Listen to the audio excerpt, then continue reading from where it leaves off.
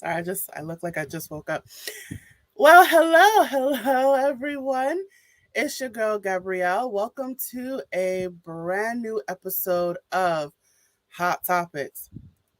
So, if you are unfamiliar with this show, let me tell you what the show is about. This show is the show where we talk that real talk. We talk that talk about things in education, employment, mental health, physical health, or anything that is steamy.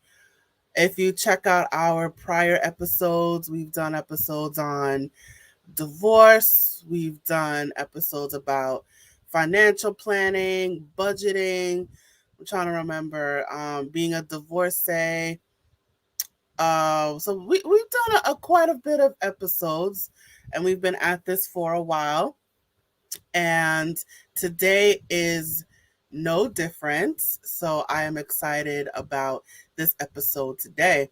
And I'm excited because we have a repeat topic.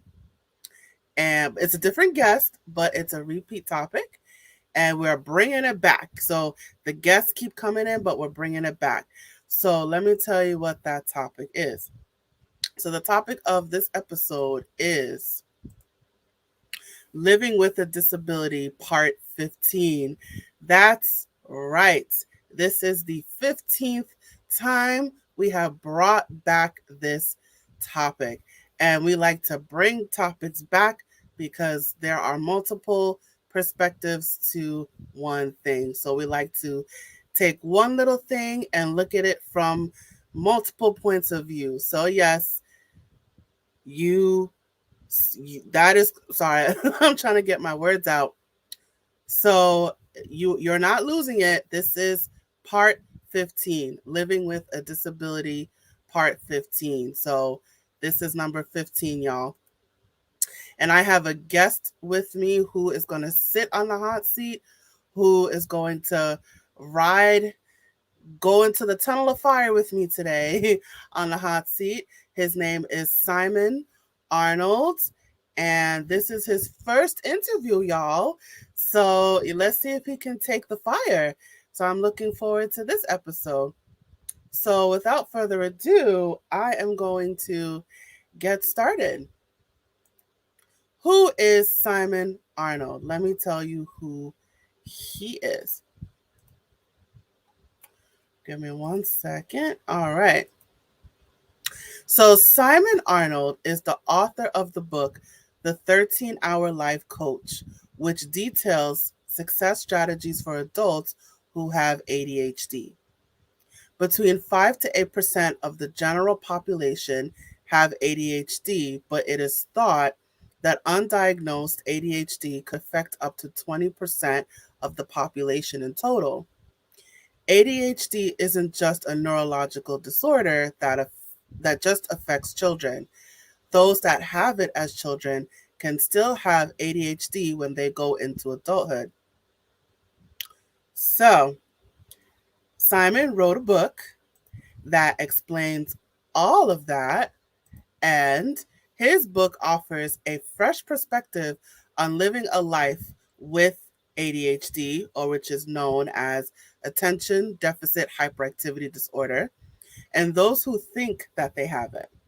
Each chapter gives the reader an insight into what living with ADHD is like and details the most important part of each, with a principal section acting as a summary.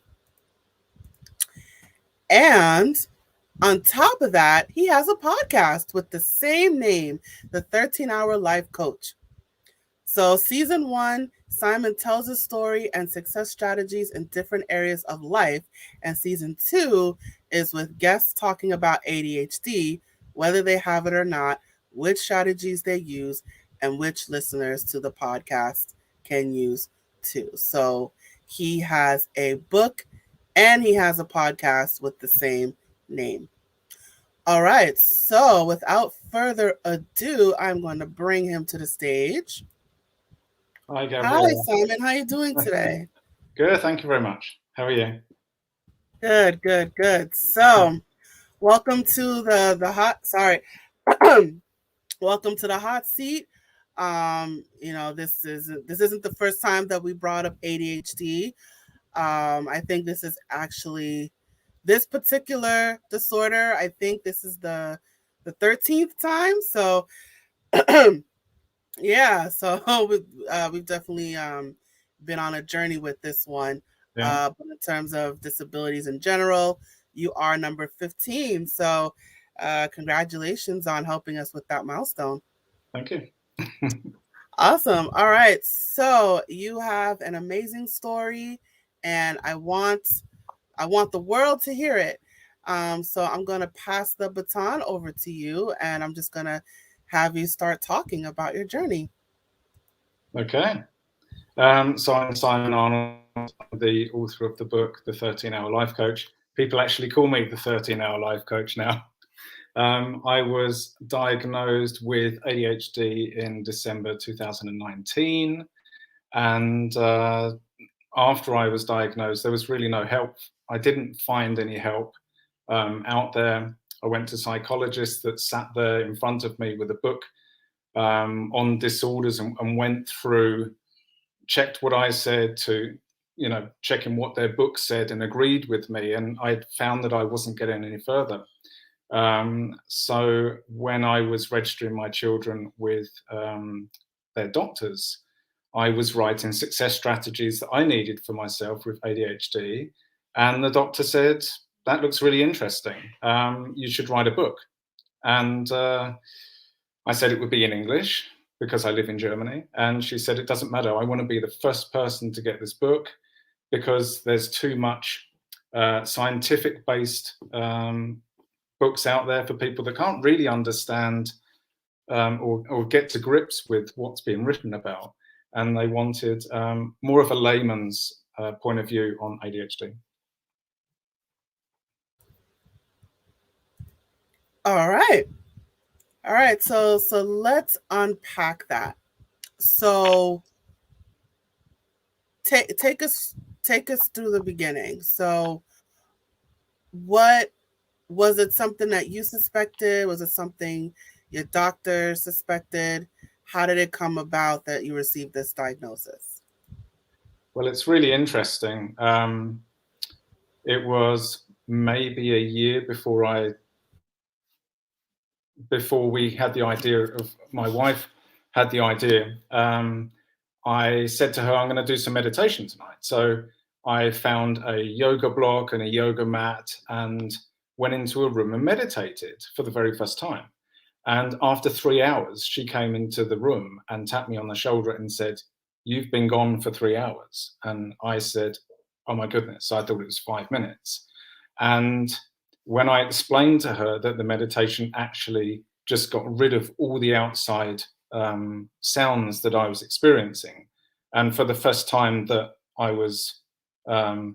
had quietness within my mind and body, it kind of threw up a few questions. And then later on in the year, she gave me a sheet of paper with 20 areas that people could have ADHD in, and she said, I think you've got all 20. And I looked through the list over an hour and thought that I had 17. And that was really the push then to go for a diagnosis. Do you recall what was on the list?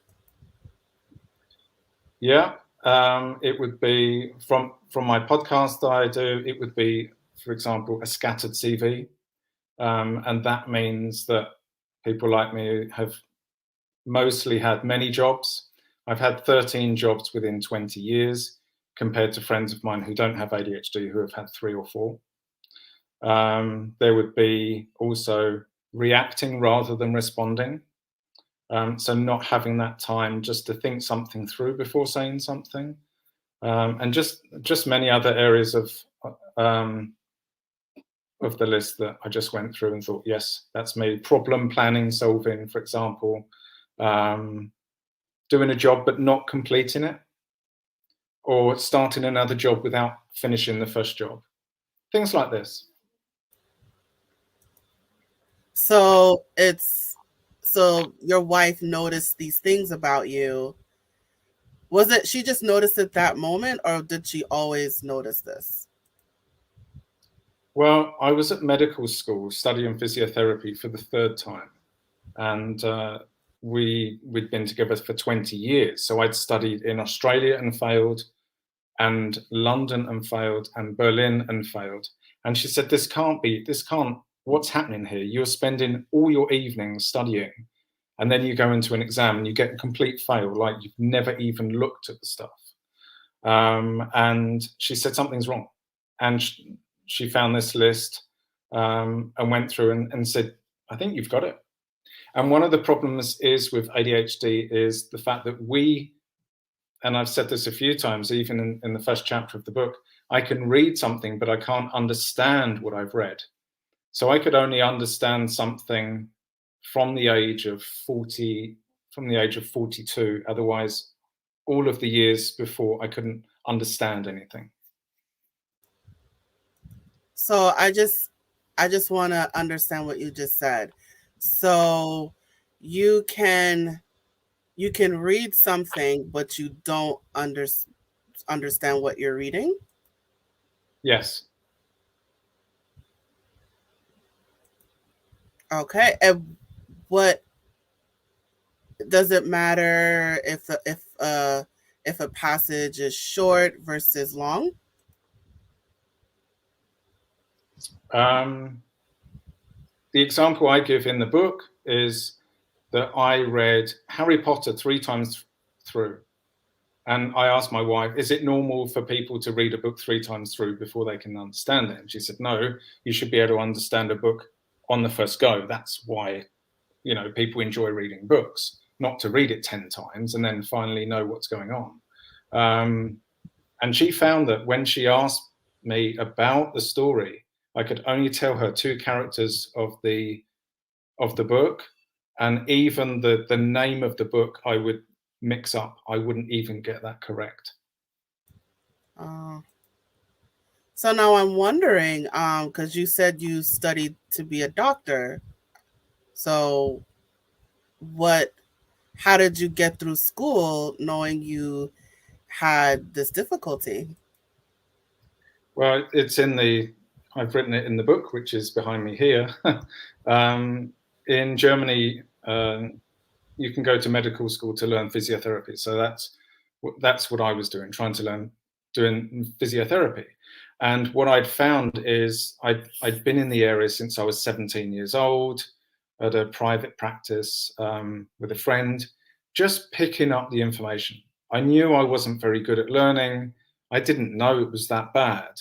And I thought that a drip feed experience in physiotherapy would be enough that what I needed to pass a course, and it actually wasn't.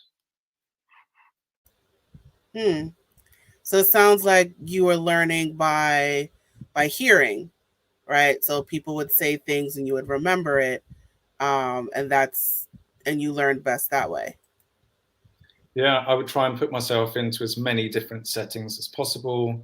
So I went to Australia and learned what we call manual therapy techniques as well, where it's the best in the world. I wanted to study the best in the world. So I thought that I could use that experience in my life, but I couldn't recall the information that I'd learned. I actually couldn't. It was like a sieve. It was like it wouldn't ever stay in there. Okay. All right. So now let's fast forward. So your wife tells you her suspicions and you're concerned, obviously. So now you go to the doctor to get evaluated, and tell us what happened there.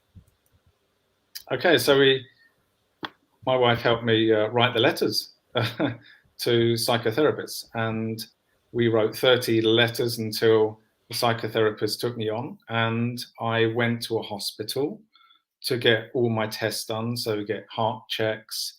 There was also a surprise drug test as well. They did that. They do that in Germany just to make sure that you're clean. If you're going to get medication for ADHD, they need to know that your body is going to take that. And I ended up doing 8 months of testing, manner of testing, written tests as well, interviews. I had to phone up my primary school when I was about 5-6 years old to see what the grades were, show that I actually failed everything, which I did. And that was really part of the assessment that I went through. 8 months is a long time. That's pretty grueling. What were you feeling? What were you thinking? What was happening as you were going through these 8 months? Well, it should have only been 4 months, but my first psychotherapist actually left. And I was passed on to another lady and basically started from the beginning. And I do have a genetic condition, and it's all tied in with that, of course. And ADHD has got a prevalence rate of 50 to 55% of the genetic condition called TSC that I have. But yeah, it was quite grueling. I went for one test, which really you could give to a 5-year-old, with shapes and numbers, and try to order them. There were 20 examples. I got to the 8th one and cried my eyes out. I couldn't do it. I said, I cannot do this anymore. And they found out that I have a concentration span of 20 minutes. Whoa, what was that like when you heard that? Well, it just made everything clear. If I have a concentration span of 20 minutes, and this is what I'm finding when I'm speaking with so many other people with ADHD, that if you're in a classroom your whole life and it goes on for 45 minutes, you're going to miss 25 minutes of the information. So you might as well not stay in the first place. This is what I found out, and it's quite sad, really. It's quite tormenting just to go through the process, this washing machine, and never really getting anywhere. Yeah, and I imagine, you studied, physical therapy, and I mean the classes are long, I'm assuming. So, and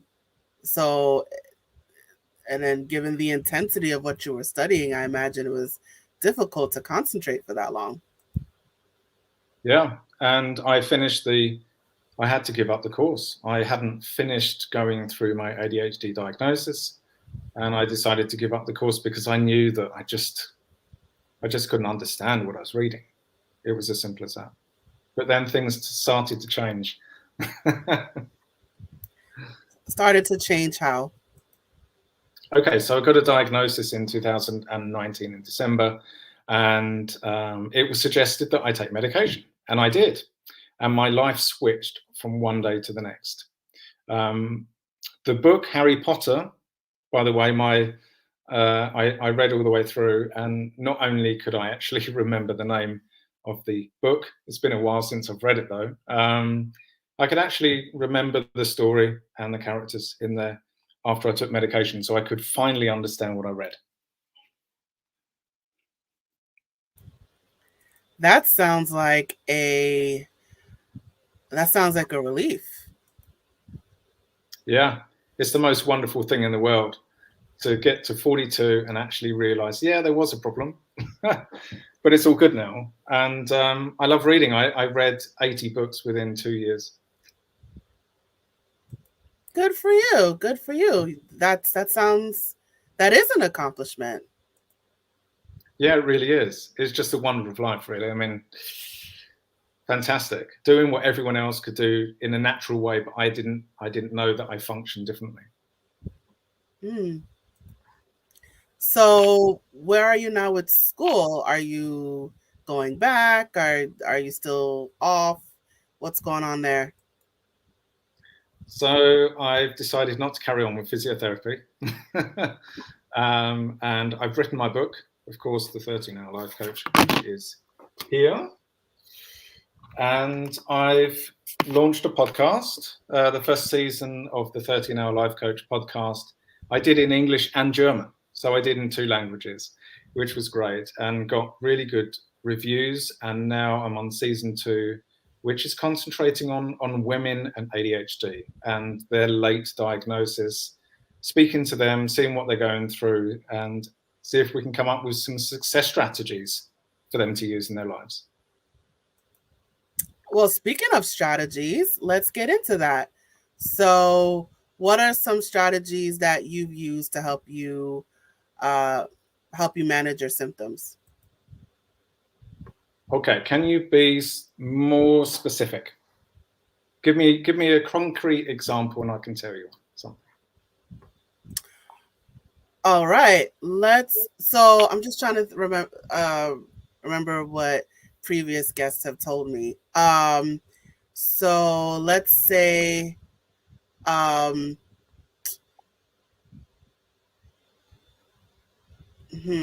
to understand. Now I got to think about it. Okay. Socialization, relationships with other people. What are some strategies there? Okay, so if I'm in a group of people around a table, maybe we're all eating or something. My wife would actually put a timer on for 6 minutes on her phone, and because I keep talking, I wouldn't even notice the time rolling because I live in the present all the time. And when the vibration would go off, it would mean that was my key to stop. But there's a really interesting thing about social contact and interaction, which I've got, which I speak with Dr. Laura Januzik on season 2, a listening expert, really the only expert on listening I think there is, actually. If maybe I'm wrong, I'm not sure, but she's fantastic. And I explained to her that if I'm in a group of people and there's 3 people and I'm the 4th, I couldn't ever understand the conversation, the way it was working. I couldn't join in with that, and that was really where it was difficult. But with medication, it's actually fine. I can actually concentrate on someone and then another person and then another person, and it works fine now. But without medication, it wouldn't have worked. Okay. So, what about concentrating on academic studies for people that have to take classes, for people that are in college, or sorry, you're on the other side of the world, who are in university. What's your suggestions for them? Okay, so if they think they're undiagnosed, they have ADHD. I wrote it, I think it's in chapter 7 of my book, A Class-Based Environment. I just wanted to tell them that whispering, for example, is something you're more likely to concentrate on in a class environment than the teacher actually speaking. The people that, and we associate whispering with people that don't really want to do the work or anything, but they could be the people that actually do the work, and they're the people that we want to stick with. So if they're, I always found that as an older person with ADHD, I'd be around a lot younger people.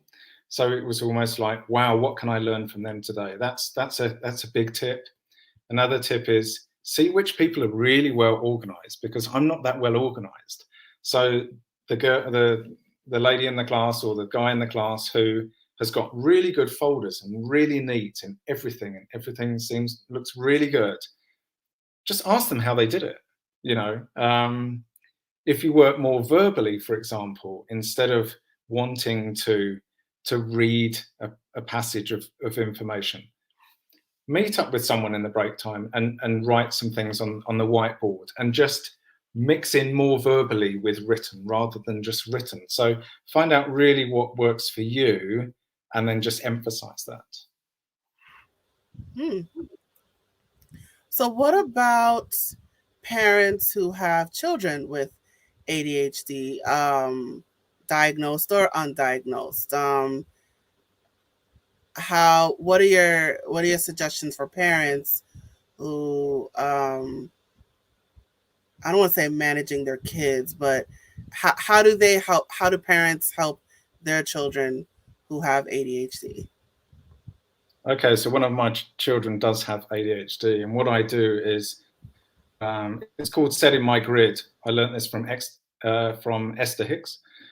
She always says, just set your grid for the day. And that basically, what I do is from my own ideas and strategies, really just because I take meds, I'll take my meds and then I will meditate with guided meditation to basically slowly come into the day. So I don't want to be hectic. Normally, I would do this at 4 o'clock in the morning until 5 o'clock, and then basically slowly get the things prepared for the children in the morning. What's really interesting is that I've bought a bench which is wavy, so that when we sit down and our hands do move, that we've got something smooth and contoured to follow rather than just a flat piece of wood. And things like this, the daily routine. We don't have the radio on. It's quite annoying, really. We don't want another distraction in a way. They do have wooden blocks on the table as well, which they can take apart and then build together and make like little houses and things. And they can talk with each other as well, and they can talk with me while moving their hands around, because we do move around quite a lot.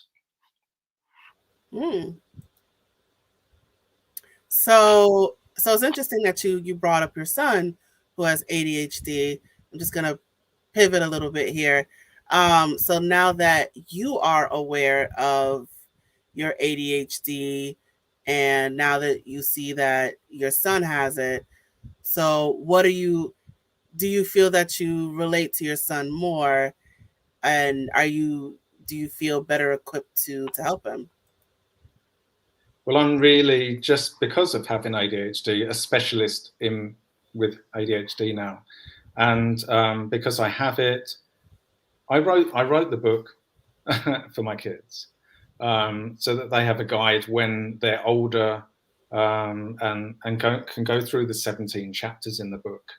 The principles and strategies take about a year to work, and I always go back to these strategies as well and use them myself, and they're really great. They're really great. So yes, it's basically someone that my son can come and have a chat with me, that really I can tell him all about it, because I experience the same thing. Awesome. And so I've learned from my previous guests that spoke about ADHD that it tends to run in families. So there is a hereditary component to that. So I'm wondering what your thoughts are on that. Well, the research says, and it may be a little bit different now, but what I know right now is that it's genetic.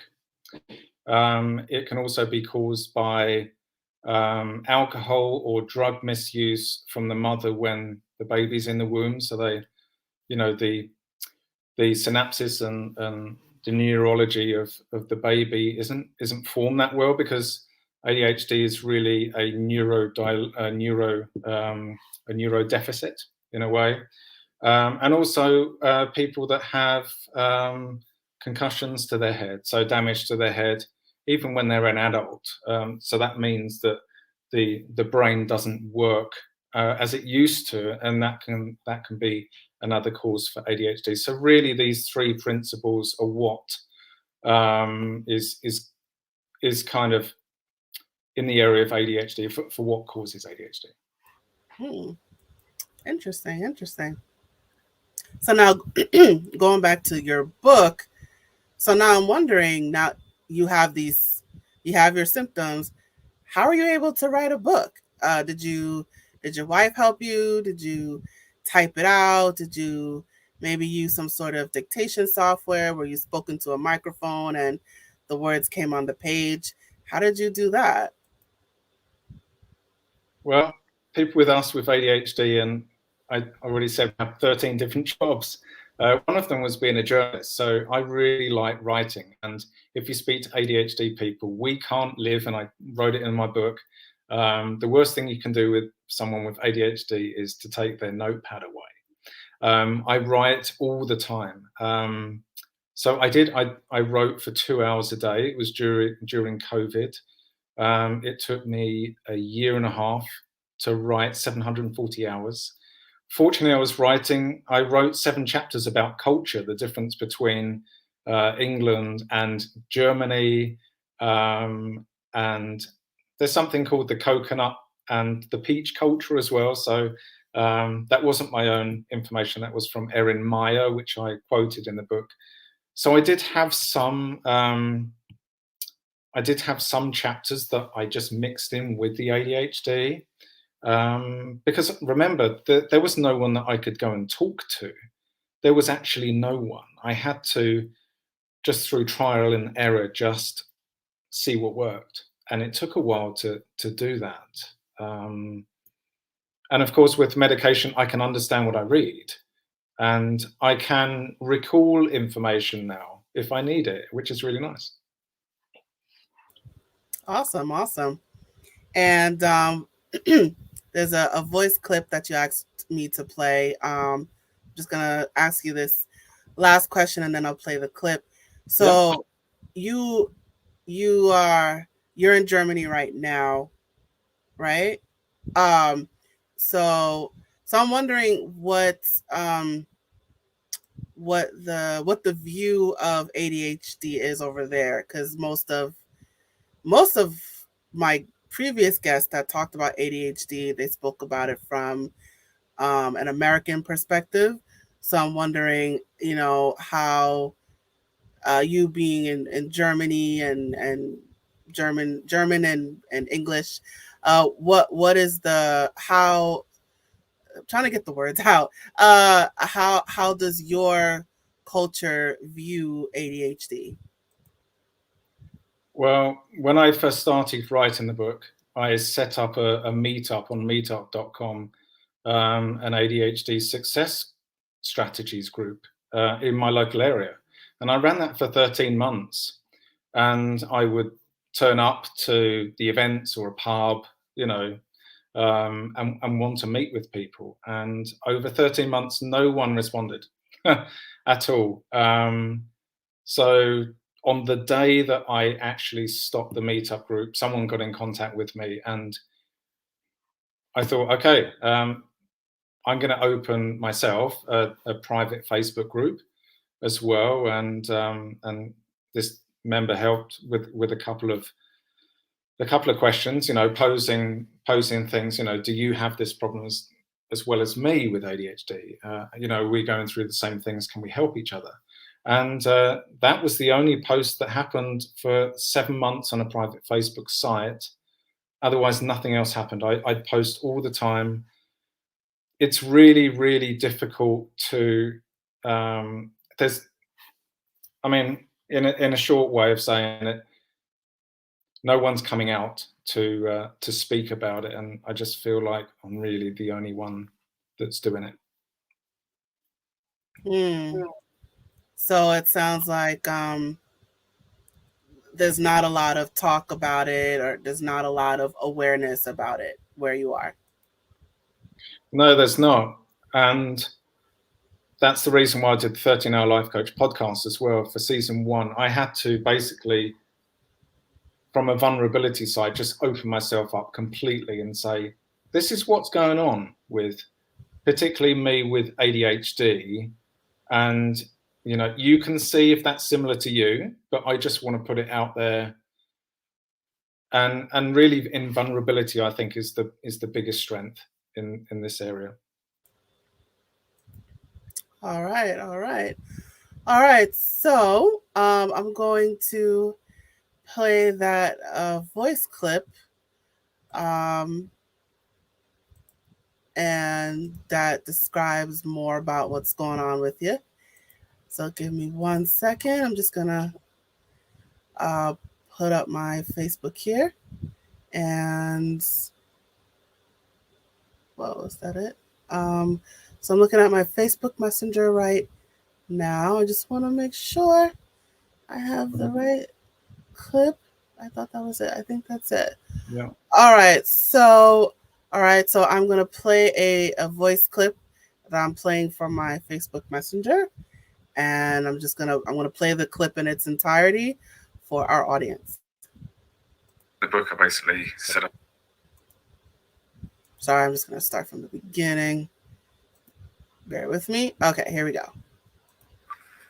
Yeah, so I talked with Gabriella really. I mean, I was diagnosed on the 2nd of December or something, 2019. Started my book on April 2020 and took a year and a half to write the success strategies for people with ADHD. And I just, finished the book and publicized that, and I was really pleased with it. And, between writing the book, I basically set up a meetup group in the local area for the region, and ADHD success strategies. Who wants to meet up?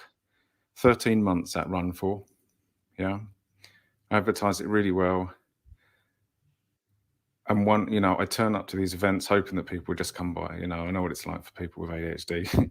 You can't always make an appointment, but I spent the time building it up and spent money on that. And driving to the venue and everything in the hope that someone turned up, and actually no one did over 13 months. And there's one lady that said, yeah, she'd turn up like a few weeks before I finished it. I stopped it and turned up at the event, and she said, oh, sorry, I can't make it. And and then I got a phone call from one lady that said, oh, I've seen your meetup thing. And I said, well, I cancelled it yesterday. Can't run it for 13 months without anyone actually wanting to help themselves. And this is what I wrote in my book, The 13-Hour Life Coach, that so many people don't want to help themselves, actually. So I started Facebook private group. Same thing, ADHD success strategies. The lady that got in contact with me on the meetup group, she helped me to the start.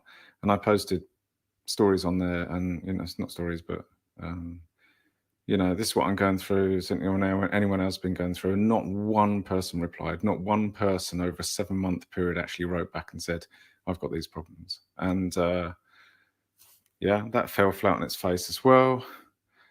And so don't think that the knowledge out there for ADHD isn't all there. I mean, there's quite a lot of knowledge out there, and online to see, and books, and really, really good books, and really good listening books and everything.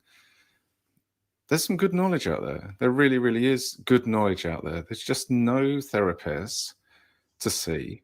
I go to my therapist and say, and obviously they don't know about ADHD. I ask a therapist, what is ADHD? And he couldn't give me a decent answer, right? But he's willing to take me on as a client, right? And that's the other thing. When you've got ADHD and you find stuff so difficult anyway, it sucks going to therapy as well for your ADHD. You just want to kind of enjoy your life a bit, And that's the other side of it, really. You put out, that would have been over like a 2-year period, wouldn't it, actually? 2 support networks, and not one person. Only one person replied. And Facebook is all over the world, and 7 months, no one replied. So I stopped that as well and thought, well, what's going on? And even with the podcasts, I did the first season in English and German. I'm not moaning here. I'm just don't understand people. Did it in English and German. 13 episodes, I think. Put so much work into it and hours of editing. And, have I got any interviews in German? No, not for season 2. I've actually said on the, thank you very much podcast at the end of season 1, these interviews are all in English. And because there are no takers here in Germany. No one. Everyone is so quiet, and I can't do it. I can't fight the fight not fight the fight, but I can't support people that aren't willing to put any effort in. Yeah. So I said it on there. I said, do it in English, because I've got no German takers for it. And, I'm I'm not sour about it. It's just a bit odd. Just a bit odd. And again, wrote in the book 13-Hour Life Coach, you know, I was in physiotherapy as an assistant. People would only do the exercises when I go and see them. Otherwise, they wouldn't bother. And I think that's really the other side of it. The information, there hasn't been that much information out in the past on websites, and, you know, especially when I was diagnosed, there was no one to go and see. There were here your medication, but I've got no one to kind of send you to so you can talk about it. And the first guy that I saw got his book out, and on ADHD, because I saw it, and he went through the checklist, and he says, what are you feeling? I said, I'm feeling this. And he goes, yeah, I'm feeling this. Yeah. And I said to him, does that line up with your book, what it says about ADHD? And he said, yeah. And I said, this is stupid. This is stupid. I've got ADHD. I really have no friends because no one wants to spend their time with me. Obviously, I'm neurodivergent, a bit different. And I'm sitting here, and you're looking at your book, checking off ADHD from the checklist because obviously you don't know what it's about, and I'm wasting my time. And that's the side I really wanted to bring out as well today with you, Gabriella.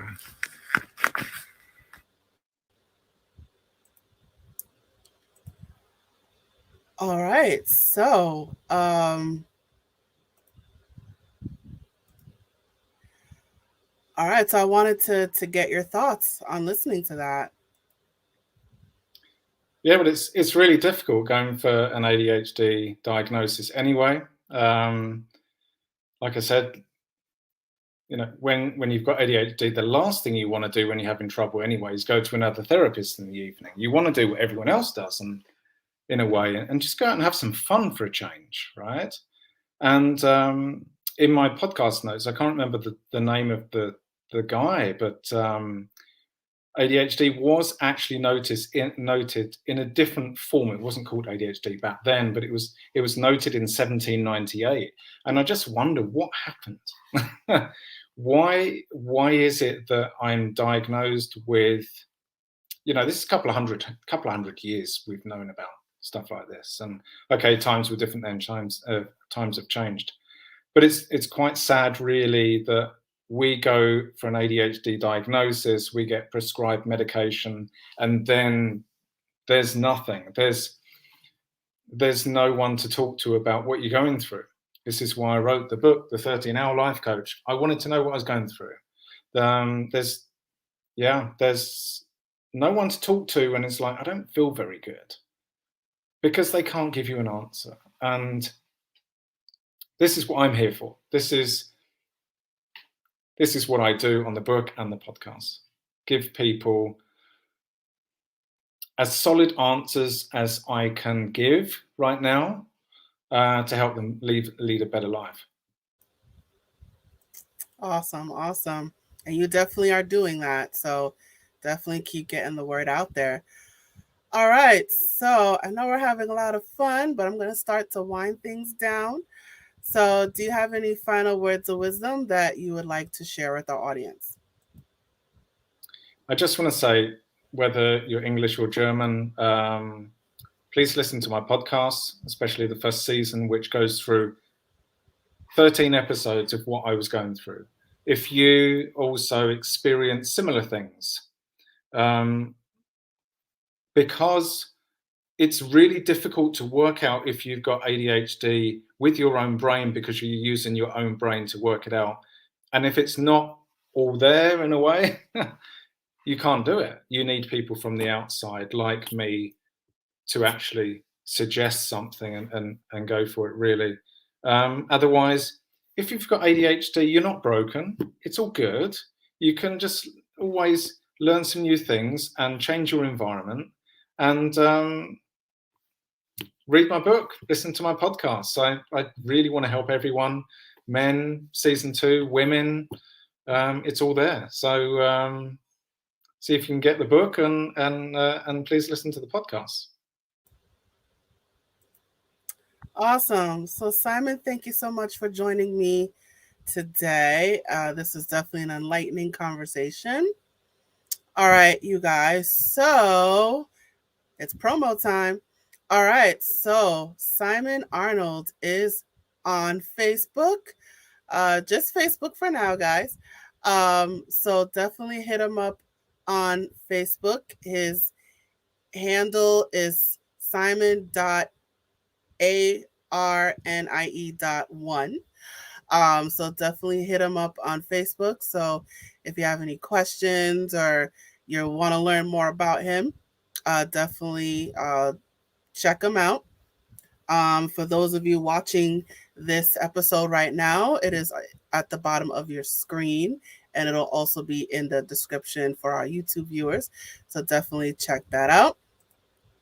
And of course, as we've said many times, he has a podcast called The 13-Hour Life Coach.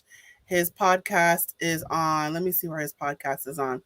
It is on Apple, Spotify, Overcast, Amazon Music, Stitcher, and podcastaddict.com. So definitely check out any of those platforms and look for the 13-Hour Life Coach.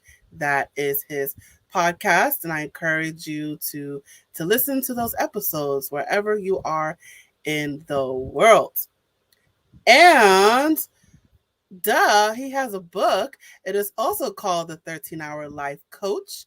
I think I wrote it twice. Oh, I wrote it twice on the screen. That's fine. Oh, yes, please hold up your book for our viewers. Yes, The 13-Hour Life Coach. There you go.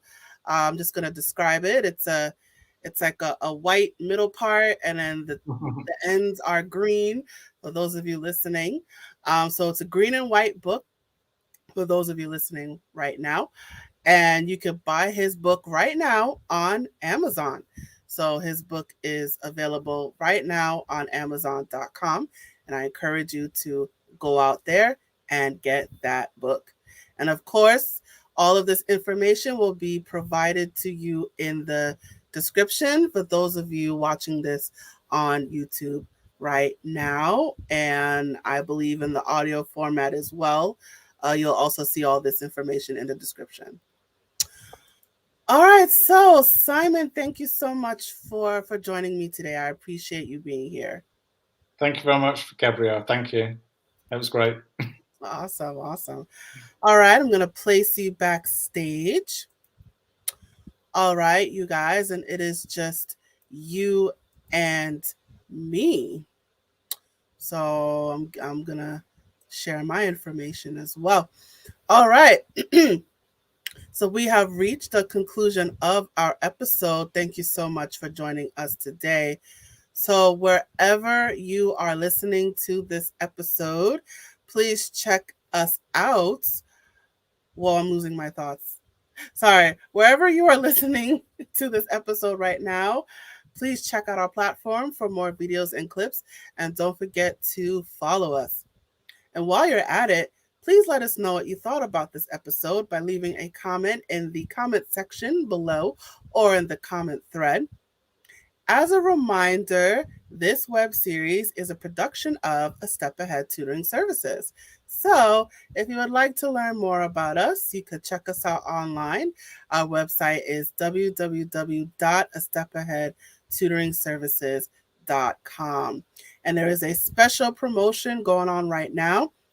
When you reach out to us and you let us know that you heard about us from Hot Topics, we'll give you 15% off 6 hours of tutoring. That's right. You heard that right.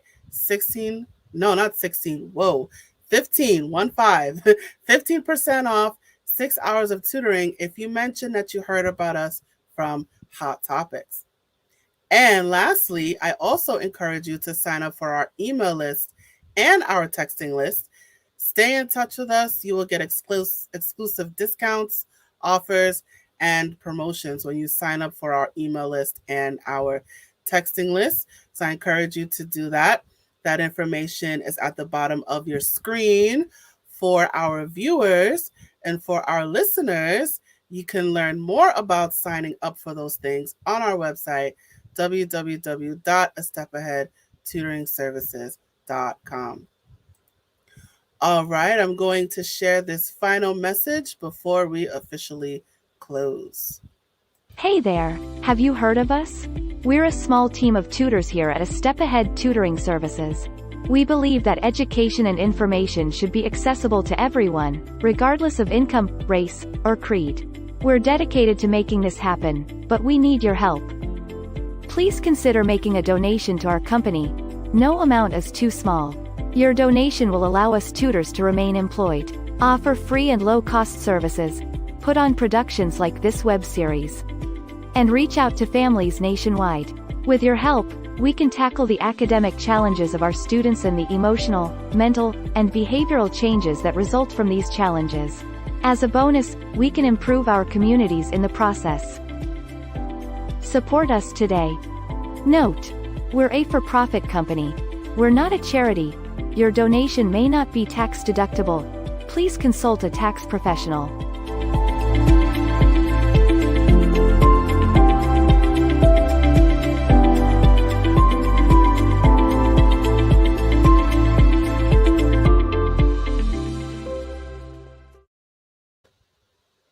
All right, and that is it. Thank you so much for joining us today, and I look forward to seeing you at the next episode. Thank you again, and now I am signing off. Bye.